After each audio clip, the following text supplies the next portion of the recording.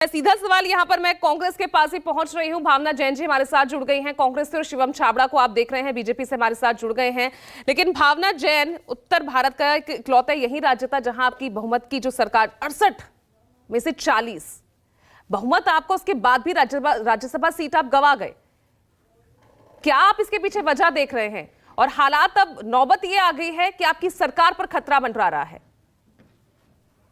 पूजा जी, मैं इसका जवाब सिर्फ इस तरीके से दूंगी कि अगर हम ये कहते हैं कि लोकतंत्र की हत्या हो रही है, तो पूरे देश भर में ये देखने को मिल रहा है। देश की जनता को उनके सामने ये प्रत्यक्ष उपस्थित है कि भाजपा जब एक प्रदेश में 25 और 40 इतना डिफरेंस है विधायकों में, 25 भाजपा के हैं, 40 कांग्रेस के हैं, और फिर भी राज्यसभा का कैंडिडेट जब उतारती है तो ये प्रत्यक्ष रूप से साबित हो जाता है कि वो क्या करने जा रही है। और उन विधायकों को खरीद फरोख्त जो भी हुआ है, जिस तरीके से पूरे देश भर में विधायकों की खरीद फरोख्त, उनको डराना धमकाना, जिस तरीके से सरकारों का बनना बिगड़ना ये चल रहा है, इसी को लोकतंत्र की हत्या हम कहते हैं। भावना जी, सवाल इसीलिए कि सब कुछ इतना प्रत्यक्ष था, उसके बाद भी पार्टी अपने आप को नहीं संभाल पाई, अपने विधायकों को नहीं संभाल पाई।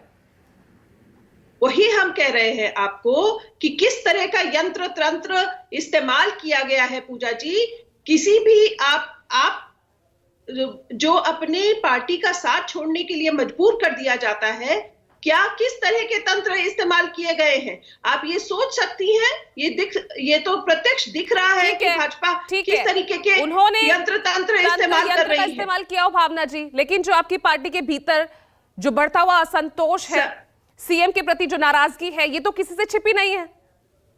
देखिए, ये सिर्फ हिमाचल में हुआ होता तो फिर मैं आप कह सकती थी कि सुक्खू जी की सरकार या मुख्यमंत्री से नाराजगी है। ये तो उत्तर प्रदेश में भी हुआ। 8वें उन्होंने वो समाजवादी पार्टी, वहां तो उनके खुद के मुख्यमंत्री हैं, फिर भी उन्होंने समाजवादी को तोड़ने की कोशिश करी, कांग्रेस के विधायकों को तोड़ने की कोशिश करी।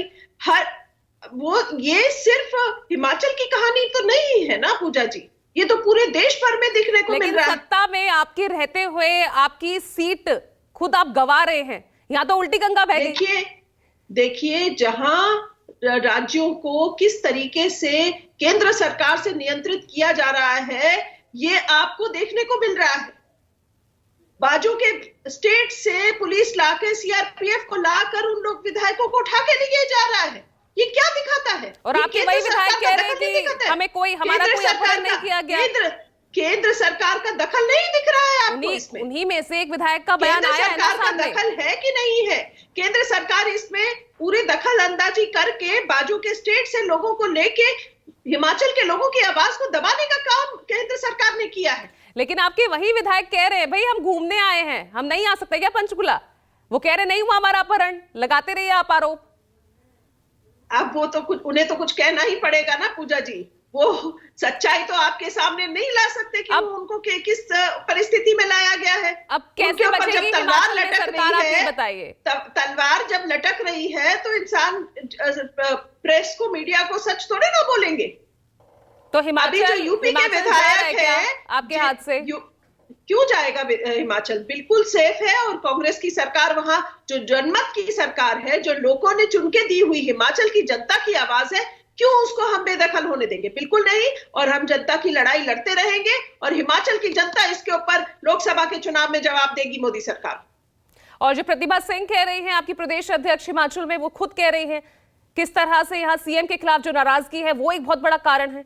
उन बयानों का कुछ जो भी हमारी आंतरिक आवाजें हैं, वो हम अंदर की पार्टी के अंदर रहकर उसको सुलझाएंगे जरूर। जो अगर कोई डिफरेंसेस है उनको दूर करने का काम कांग्रेस करेगी। और हमारी लीडरशिप ने डीके शिव कुमार जी और भूपेंद्र हुड्डा जी जैसे सीनियर लीडर्स को हिमाचल भेजा है कि जो भी डिफरेंसेस हैं एमएलएस के बीच में, उसको स्पष्ट रूप से निपटा दिया जाए। उनको जो भी मतभेद हैं उसको मनभेद ना बनने दिया जाए, इसकी पूरी कोशिश कांग्रेस कर रही है। शिवम,